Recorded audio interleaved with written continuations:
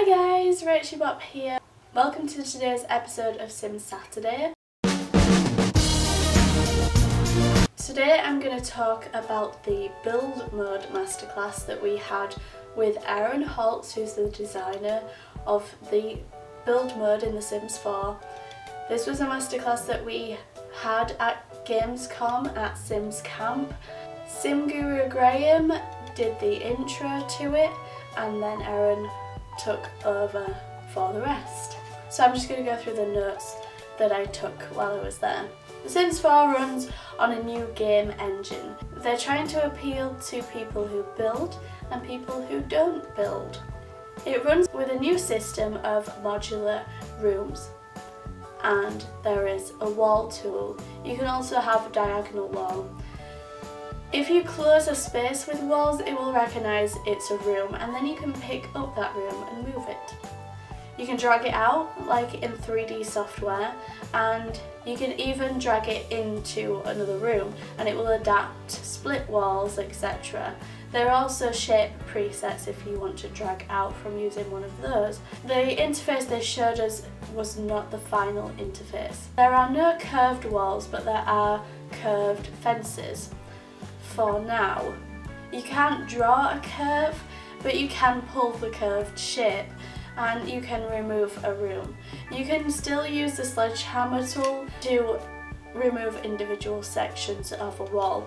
You can change a wall into a fence, and the default fence can be customised, and you'll get previews of your changes on when you mouse over a certain object. You can change a wall into any fence type, and the catalogue was not the final catalogue, there will be more fence types. You can split rooms by putting a wall through the middle, and you can drag from a wall into a room and vice versa. You can easily wrap around decks, and any shape closes off into a room. It doesn't have to be a square. You don't need to worry about foundations. There's 8 different levels of foundations, and foundations can be added after everything else. Stairs can also be added and stretched and will adjust to foundations.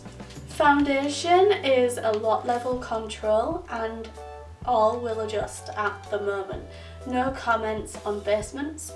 Right now there's 3 stories and a roof. The foundation doesn't count, and they're hoping to go higher.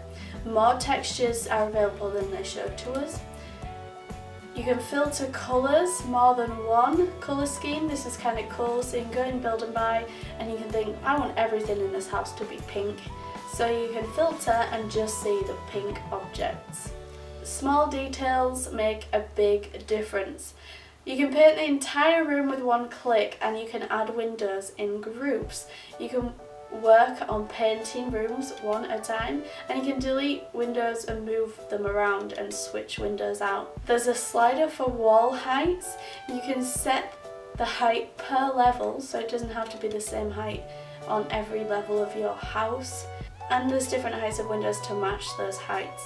They're actually going to have build and buy mode as one, again to encourage people to use the build mode, I should imagine. There's a new feature called the magazine catalogue. This basically displays things kind of like if you went to IKEA and you had the brochure and you see a room and you could click on every item individually to see what price it was. Well, you can do that, or you can just import the whole room into your game.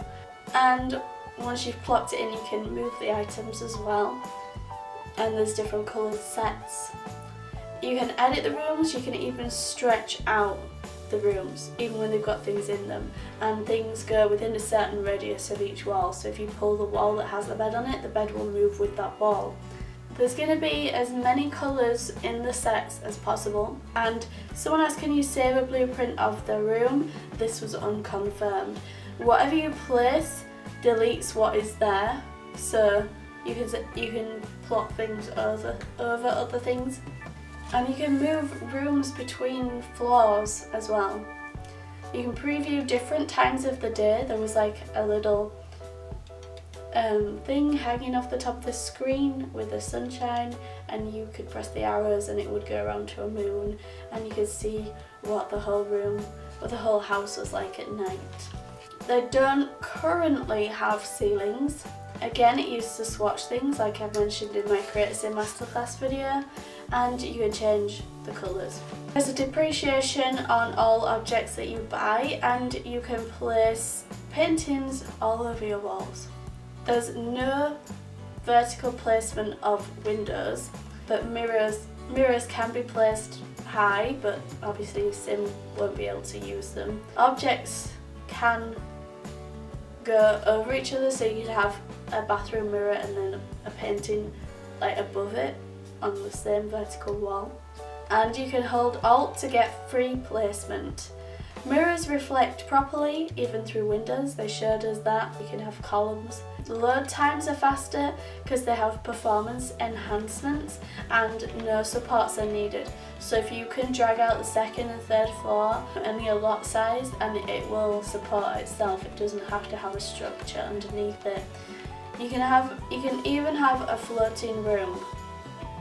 I wouldn't recommend it, but you could do that. And this is unrealistic by choice. They want people to not be limited to their inspirational designs. You can place doors on diagonal walls. Unfortunately, you couldn't talk about half walls or stairs. Stairs don't have to connect, but your Sims will not use undetached stairs. You couldn't talk about terrain or pools. There's no diagonal stairs.